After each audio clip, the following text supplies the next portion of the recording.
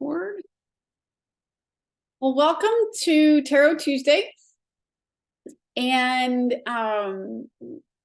even though it's Wednesday, I'm still calling it Tarot Tuesday because this is just yesterday just didn't work very well for me with a migraine. But Tarot Tuesday. And today with Halloween and yes, happening yesterday and the Day of the Dead coming tomorrow, I wanted this theme to really be about souls that have crossed over, and talking about that, and kind of, you know, everything that I do with that. I am a medium, and I have helped souls cross over and spoken to souls that are already crossed over, and that includes both animals and animals and humans, of course. And so of course, it's a very serious topic, but it also can be fun. It also can be amusing at times. Okay. But what I want to start with also is at the end of, if you haven't been on one of these with me, you'll know that at the end, I always send out energy for anybody who's watching, whether you are watching recorded or you're here live. And one thing that I started last week, and I'm going to start, and I'm going to do this on everyone, is you can drop it in the chat if you'd like, and you're also welcome to ask any questions in the chat.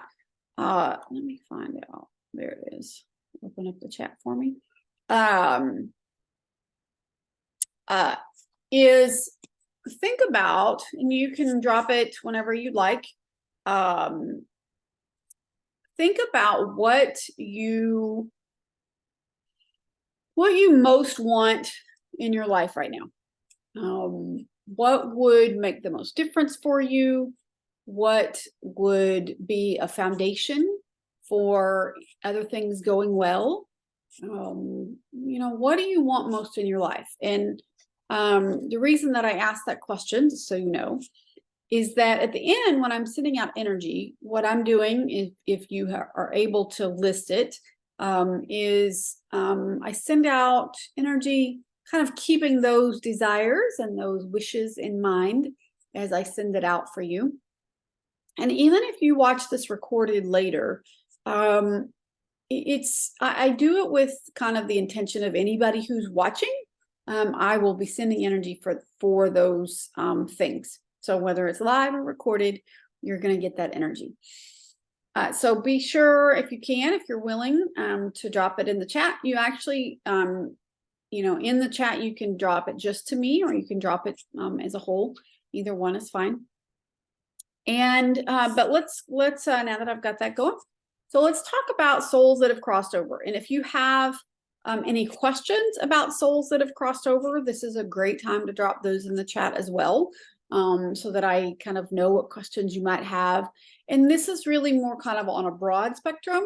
You know, if there's somebody that you definitely want to connect to that's crossed over, I definitely can do that for you in a session.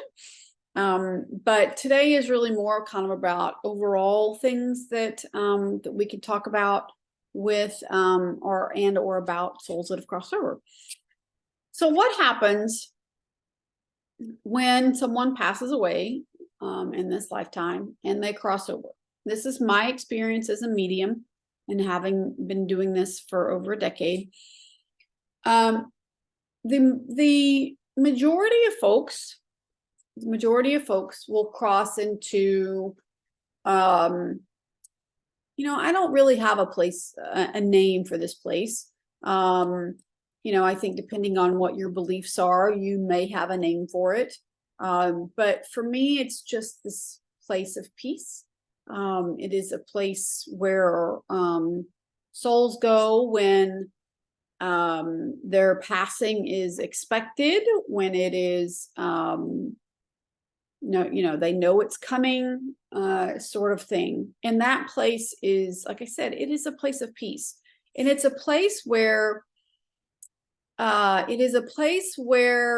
they don't carry human emotions as far as challenging emotions. So they don't carry any anger or grief or resentment or any of those things. They're just in this beautiful place of just love. And they're there often to, and not just to help us that are still here, but they definitely, some of them definitely want to be helping.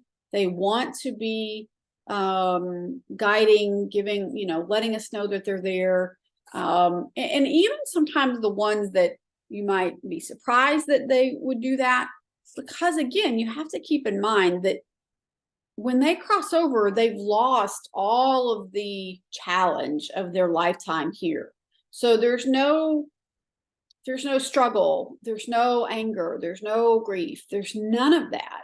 They're just in this beautiful place of peace, really and truly. It's just a beautiful place of peace. Now, the other kind of group, when they pass, they go to what I call the in-between place.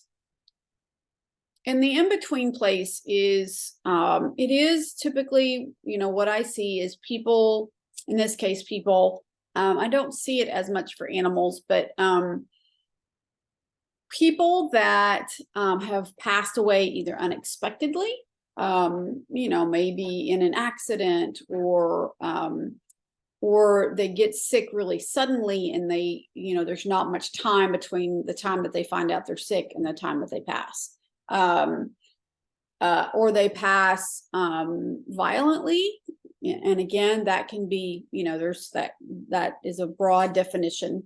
But the other kind of group that I see that doesn't cross over right away fully, that goes kind of to the in-between place is suicides. And so suicides, accidents, kind of very unexpected, or even people that just didn't want to die, if that makes sense, for one reason or another. The challenge with going to the kind of the in-between place is they still kind of hold on to the grief and the anger, and they may be angry that they're passed on. They may be grieving that they're passed on, and they hold on to that. And not only do they hold on to it, but they tend to really hang around. They hang around the people that they loved or that loved them. And by hanging around, their emotions of grief or anger or, whatever those are, they tend to impact the people that they're hanging around. So it can sometimes be difficult for people to move on and to heal and to, to heal from that loss. The reason, the way that I know this personally is my father died when I was 9 years old. And it was in an accident. And for many, many, many years, it really even into my 30s, when I would talk about my father, I would get really emotionally upset, to the point that, close friends and even my husband at the time would say, basically, they would say it with compassion, but basically, Julie, you still get really, really, really upset about the loss of your father, even though it's been 20 years or, however many years it had been. But I mean, I didn't really have any control over it. It was just, it was what it was. But when I started kind of doing this work and I started really recognizing kind of maybe what was happening, I was able to kind of connect with my father and say, look, you're like hanging, like, and literally when I connected with him, he was like literally like on top of me, just so close to me that I just couldn't escape from that energy of him, wanting to protect me, but I think also being really sad, and grieving that he was gone. I was just able to kind of say, we need to get some space. I helped him cross over. and, you know, get some space between. And when he did that, then I was able to, you know, I really was able to heal from his being gone. Am I still sad about it at times? Absolutely. Even after all this time, but it doesn't overwhelm me. And you know, I think that's kind of the key difference. So when I talk to people that are really struggling with someone having passed and not being able to heal, you know, one of my first questions is, how did they pass? How did they, you know, how did they die? And you know, I'm usually, you know, it doesn't surprise me to know that they fell into one of these categories. And so what I'm able to do is help cross that soul over. So I move them kind of from the in-between place to the place of peace. And it is, and when I do that, then they can let go. And they really are in a place of peace. So it's really helpful for both the people that are still here and the souls that have crossed over. Now, talking about when they cross over fully, sometimes I'm not able to communicate with them right away when I do that, because it's sort of like they go through this kind of in-between place, or not in between, but like this transition period where they, you know, they kind of have to get adjusted to being fully crossed over. But after that, I usually can communicate with them as long as they're still there. Sometimes people reincarnate and I can't connect with their soul, you know, directly anymore. But so those are kind of some of the main things. And again, please feel free to ask questions if you have questions about this particular topic, because I would love to be able to answer them. The other thing, let me think about what else I want to say about this. Oh, kind of the most common, you know, one of the most common questions that I get from people about souls that have crossed over is, are they okay? You know, I just want to know if they're okay. You know, I literally can't tell you how many times I've heard that. And, you know, the answer to that is always yes, because they're either in the in-between place and I can get them crossed over and then they're fully okay, or they're already fully crossed over and they're totally fine. You know, we worry about them because of maybe what they went through while they were here, our relationship with them when they passed, you know, all of those things. But really and truly, once they're fully crossed over, they really are okay. They're in a great place. They can communicate with you. They can give you signs. Some of the signs that, you know, gosh, there's so many different things that they will do to let you know that they're there. And that can be, you know, a lot of people see birds, particularly cardinals or butterflies, you know, various things. But it really can be just as personal as your relationship with them. So maybe it's a particular flower that they loved, or, you know, a song that they loved and it comes on the radio right when you need it.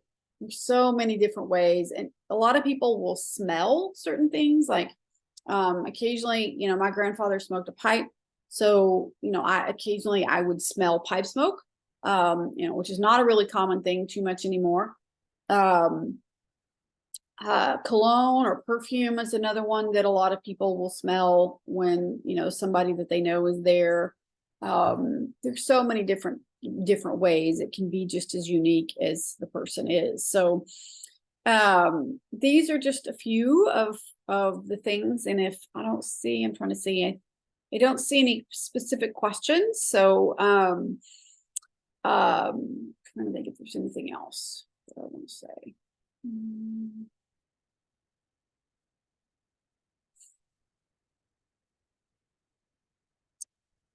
I can't think of anything. Okay.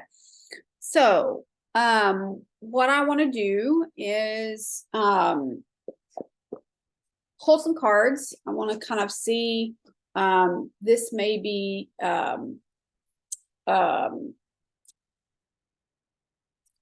maybe this is somebody that will come through if you've had somebody pass on that you're wanting to connect with.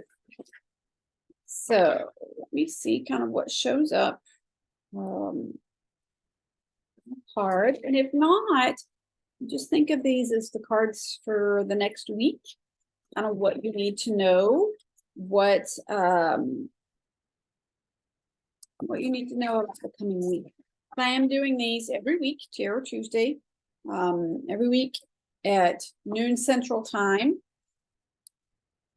Depending on where you are in the world, Julie, I don't know what time it is where you are. Julie is actually in another part of the world from me. So I'm going to pull 3 cards is usually what I pull. Interesting in that for that card in particular to show up. I'll show you in just a second.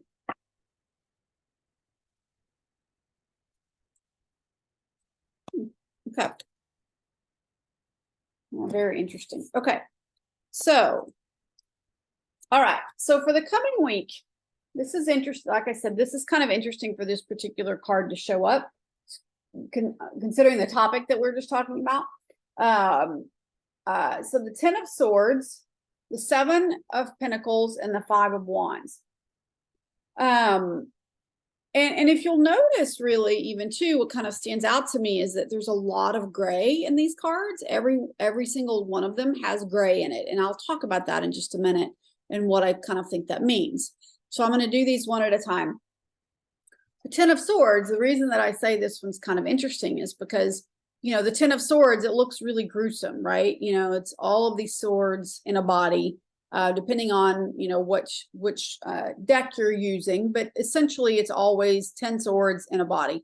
And while it looks really particularly gruesome, it really does imply death, but in such a way as to mean it's the death of something challenging. It's the death of fears. Swords are always related to, well, not always. They're related to kind of fears or logic. Because logic sometimes can drive our fears. If we're overthinking things, then that can really drive our fears. But in this case, I love when the 10 of Swords comes up because it says some struggle or something I've been challenged with is coming to an end. And so I love really that it shows up with this particular Tarot Tuesday when we're kind of talking about death. We're talking about things coming to an end. So this card says, okay, everything's over. Now you can pick up and you can, you know, start reliving, rebuilding, redoing. The next card is the 7 of Pentacles. And to kind of really follow along with it, the 7 of Pentacles is about planting new seeds. It is about, you know, that's why you see them like this, is because it's really about planting new seeds, doing something for the future, planning for the future. And, you know, getting ready for things. So I love that it really kind of follows up that 10 of Swords really, really perfectly. And then the last card in this case is the 5 of Wands. And the 5 of Wands is really kind of about being scattered. As you can see, it is about kind of feeling a little bit all over the place. And so in this case, like I said, the fact that all 3 cards have a lot of gray on them really kind of speaks to me. Gray for me, whenever I see gray around someone in a reading, whenever I'm doing a session, if I see a lot of gray energy around a person, it really sorry, Julie, I'm just seeing your message. Love to hear from Angela. Okay. And it's 5:20 p.m. there. Oh, good. Okay, that's not too far ahead of us. About 5 hours. So gray is really, whenever I see gray around someone in a session, it's really overthinking. It's someone who thinks very logically. Sometimes I sort of see it in relation to legal matters or law, but most of the time it really, you know, and it's funny, I wore gray all day today, or for this session. So gray is definitely the color of the day, I would say. And so in that really kind of speaks to, don't overthink things. Don't let your fear. Thanks, Kelly. What was that? I'm sorry. No.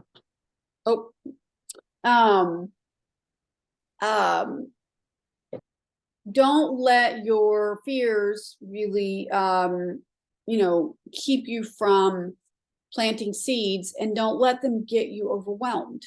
So I would say that's going to be kind of the message for the week is kind of staying in touch with your heart. Don't let your mind drive things. Don't let your mind kind of get you in a tizzy, if you will, because that really seems to be kind of the message of these cards. So Angela, Julie, hold on just a second.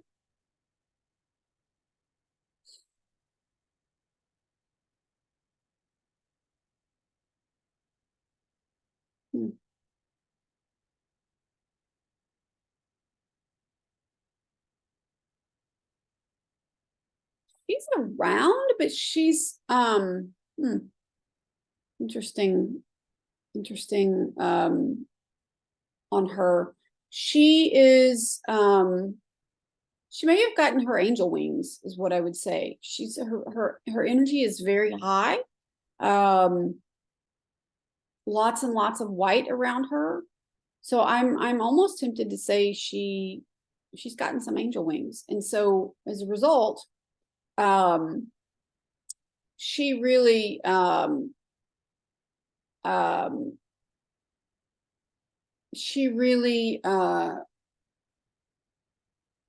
may be able to kind of do more here on earth than some souls that are crossed over, which I think is lovely. So yeah, I would say kind of look for her within people that you come across that maybe have some angel energy. I think that she may be there. So let's see. She went by Aunt B. Huh, Aunt B. That's cute. Okay, Lindsay, hold on.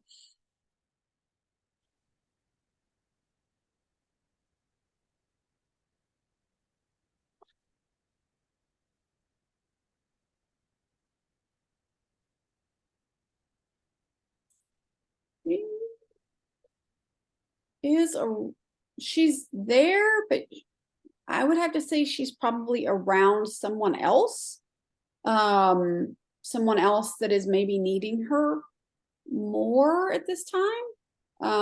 Because I see her, but she's way far. It's your mom's sister. Okay, that explains that. Okay. uh yeah, she's around probably your mom, is what I would say, based on the way I saw her. So she is around, she is there, but she's really needed, I think, by your mom more right now than anything else. So, okay. So, all right. So what I'm going to do is I'm going to go back here and I'm going to look at what your kind of your desires, your greatest desires are. And you're welcome, Julie, by the way. It was lovely. I don't see that very often, so it was really cool to see. All right. Okay, got it, Lindsay. Got it, Holly. All right. So sit back, relax, close your eyes, and get ready, because the desires that you've put out into the world, your intentions of the things that you most want right now, that is what I'm going to be holding in my heart and in my my third eye, my intuitive mind, as I send you this energy. And here it comes.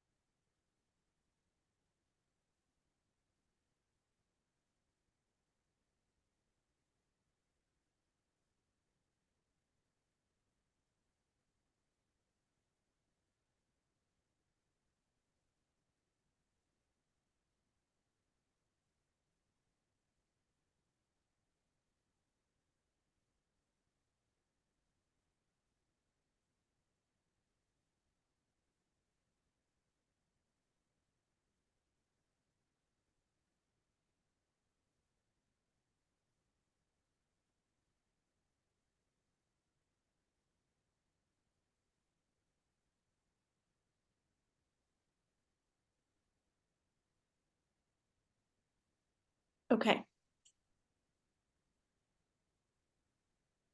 If you're not feeling it yet, you should be soon.